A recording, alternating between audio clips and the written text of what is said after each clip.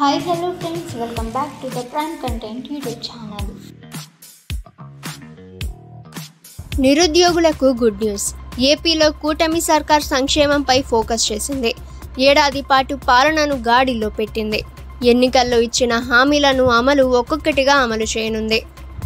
తాజాగా మంత్రి నారా లోకేష్ నిరుద్యోగులకు శుభవార్త చెప్పారు.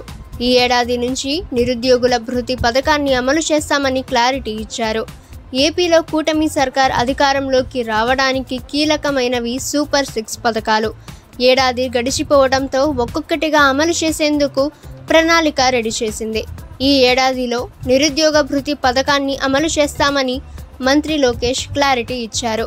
బుధవారం మచిలీపట్నం పర్యటనలో భాగంగా కార్యకర్తలతో ఆయన సమావేశమయ్యారు. ఈ ఏడాదిలో నిరుద్యోగ భృతి పథకం అమలు చేస్తామని వెల్లడించారు. దీంతో నిరుద్యోగుల్లో ఆనందం రెట్టింపు అయ్యింది. తాము అధికారంలోకి రాగానే నిరుద్యోగులకు భృతిగా ప్రతి నెల 2,000 రూపాయలు ఇస్తామని ఎన్నికల హామీ అయితే ఇచ్చింది. ఇక ప్రతి నెల 3,000 రూపాయల చొప్పున ఏడాదికి 36,000 రూపాయలు నిరుద్యోగుల అకౌంట్లలో వేయనుంది.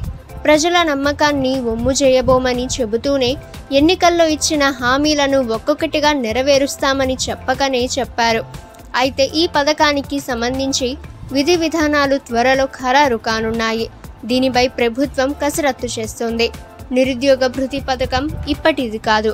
2014-19 మధ్యకాలంలో అప్పటి టీడీపీ ప్రభుత్వం నిరుద్యోగుల కోసం తీసుకొచ్చింది.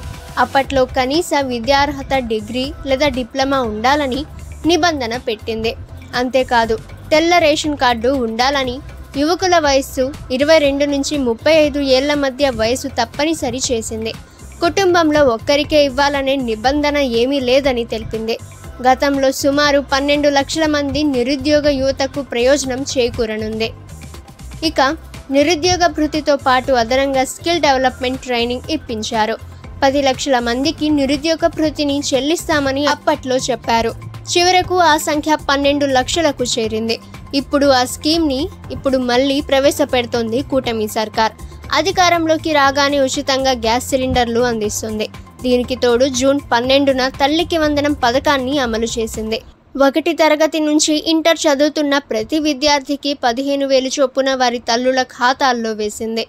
ఆగస్టు 15 నుంచి ఉచిత బస్సు పథకం అమల్లోకి రానుంది. ఈ ఏడాది చివరకు నిరుద్యోగులకు భృతి ఇవ్వనుంది. కూటమి ప్లాన్ చూస్తుంటే రాబోయే 2 ఏళ్లలో ఇచ్చిన హామీలను అమలు చేయాలని ఆలోచన చేస్తున్నట్లు కనిపిస్తుంది. ప్రభుత్వం ఇచ్చిన హామీలను అమలు చేస్తే మళ్ళీ కూటమి అధికారంలోకి రావడం ఖాయమని చర్చ మరోవైపు అయితే జరుగుతుంది. ఓకే ఫ్రెండ్స్, ఇక ప్రతిరోజు మీరు ఇటువంటి లేటెస్ట్ న్యూస్ తెలుసుకోవాలి అనుకుంటే ద ప్రైమ్ కంటెంట్ యూట్యూబ్ ఛానల్ని సబ్స్క్రైబ్ చేసుకోండి. అలాగే ఫ్రెండ్స్, వీడియో నచ్చితే వీడియోని లైక్ చేయండి. ఈ సమాచారాన్ని మీ ఫ్రెండ్స్ అండ్ ఫ్యామిలీకి షేర్ చేయండి. ఇక నెక్స్ట్ వీడియోలో కలుసుకుందాము.